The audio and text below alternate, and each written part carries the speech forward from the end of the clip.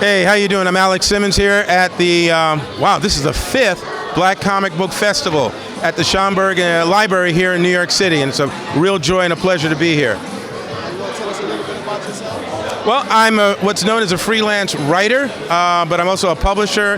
My career in the arts started way back when I was a younger man, and I was doing acting and so forth, and I noticed that there were not a lot of positive black images in terms of film or a lot of other media. And I mean, I grew up very much affected or inspired or exposed to a lot of hero images, but we weren't necessarily those heroes.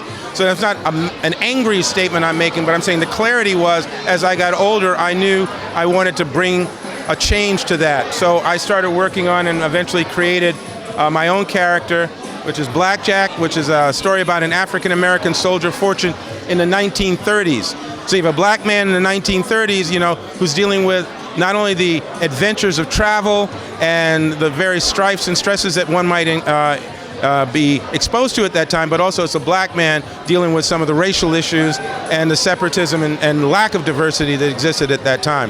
It not only fulfilled me in terms of being able to do an action hero in that backdrop and having that kind of excitement in his life, but also it allowed me to start to reveal certain elements of history, things that we actually did or other cultures or people of color did at that time where that information was not necessarily as prevalent as I might have liked.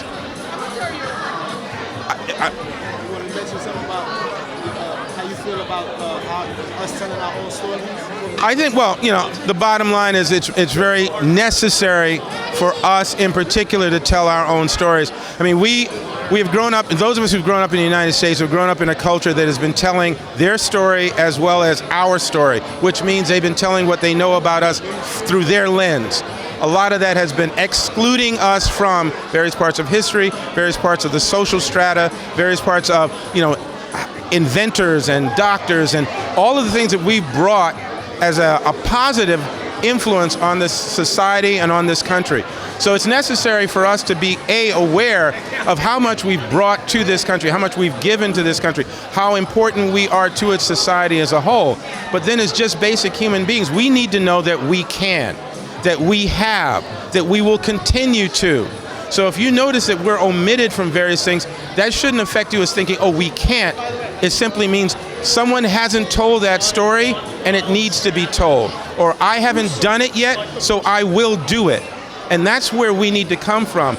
Not hold on to what we weren't allowed to do, where we weren't allowed to go, but say, where are we going now and what are we going to do to make sure that that nonsense doesn't happen again? So that's why it's necessary for not only us to do comics, but children's books, novels, films, plays, music, everything that we are obviously good at, not just sports, everything, and acknowledge the inventors, the doctors, the scientists in our culture as well, because those are superstars too. And you know, those are celebrities too. And we need to know that we really can just map ourselves through the whole world, and we need to accept that and embrace it.